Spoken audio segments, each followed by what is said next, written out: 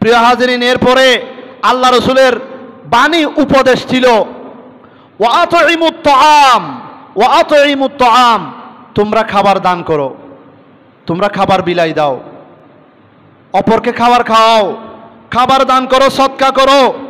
আজকে এই বন্যা কবলিত যারা আছেন, আমরা তো কত সুন্দর করে শুকনো রাস্তা দিয়ে চলে এসেছি, আল্লাহর ঘর মসজিদে চলে এসেছি, আলহামদুলিল্লাহ। আমার শুকরিয়ার বিষয় আলহামদুলিল্লাহ। এটা আল্লাহর পরীক্ষা, সাময়িক পরীক্ষা। বিপদ কোনোদিন স্থায়ী হয় না। বিপদের মাধ্যমে আল্লাহ কুরআনে পাকের মধ্যে বলে দিয়েছেন, ওয়ালানাবলুওয়ান্নাকুম বিশাইইম মিনাল খাউফি ওয়াল জুই ওয়া নাকসিম মিনাল আমওয়ালি ওয়াল আনফুসি ওয়াস সামারাত ওয়া বাশশিরিস সাবিরিন, ওয়া বাশশিরিস সাবিরিন।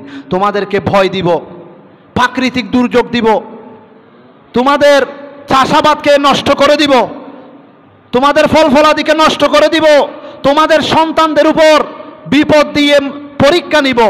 তখন তুমি মুমিন, তোমার কাজ হবে ওয়াবাশশিরিস সাবিরিন, ধৈর্যধারীদের জন্য সুসংবাদ, ধৈর্য সবরকারীদের জন্য সুসংবাদ।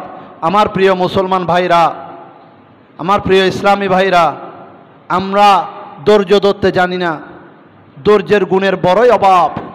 সেই জন্য আপনাদের কাছে নসিহত, যে যেভাবে পারেন, যেভাবে পারেন, আমার ফটিকছড়ি, খাগড়াছড়ি, ফেনী, কুমিল্লা, নোয়াখালীবাসীরা যারা এই পানি সরে যাওয়ার পরেও নিজেদের ঘর বাড়ি গুছাতে এবং নিজেরা সুস্থ থাকতে, আল্লাহ ভালো জানেন কতদিন লেগে যায়, আল্লাহ ভালো জানেন তাদের উপর যে কিয়ামত হয়ে গেছে বন্যার মাধ্যমে। গত রাত্রে ফটিকছড়ির এত করুণ অবস্থা ছিল, একমাত্র রক্ষা করার মালিক আল্লাহ। বান্দারা তো উসিলা, বান্দারা উসিলা। আপনার এক টাকাও ওই যারা স্বেচ্ছাসেবীরা যাচ্ছে তাদের জন্য একটা পুঁজি হবে। আর এটা তো আমার নবীর শিক্ষা, ওয়াতইমুত তাআম, তোমরা খাবার দান করো। এই মুহূর্তে শুকনো খাবার তাদের জন্য জরুরি। ওয়াতইমুত তাআম, তাদেরকে খাবার দান করো, এটা আমাদের জন্য সদকা। আর এই সদকা করলে আল্লাহর রাগ ঠান্ডা হয়ে যাবে, আল্লাহর রাগ গুসা ঠান্ডা হয়ে যাবে এবং আমাদের আসন্ন বলা মুসিবত দূর হয়ে যাবে। সুবহানাল্লাহ। 3 নম্বরে আত্মীয়তার সম্পর্ক। যত রকমের আত্মীয়তার সম্পর্ক আছে, এই সম্পর্কগুলি আপনাকে রক্ষা করতে হবে। ওয়াসিলুল আরহাম, এটা 3 নম্বরে বলেছেন, ওয়াসিলুল আরহাম। যত রকমের আত্মীয়তার সম্পর্ক রয়েছে এগুলি আপনাকে রক্ষা করতেই হবে। মদিনা শরীফে, মদিনাতুল মুনাওয়ারায় এসে আমার নবীর প্রথম ভাষণ ছিল আফশুস সালাম ওয়াতইমুত তাআম ওয়াসিলুল আরহাম, আত্মীয়তার সম্পর্ক রক্ষা করো।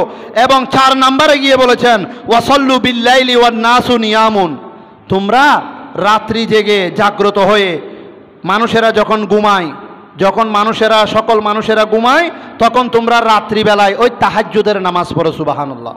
অমিনাল লাইলি ফাতাহাজ্জাদ বিহি নাফিলাতাল লাক আসা আন ইয়াবআসাকা রাব্বুকা মাকামাম মাহমুদা। সুবহানাল্লাহ।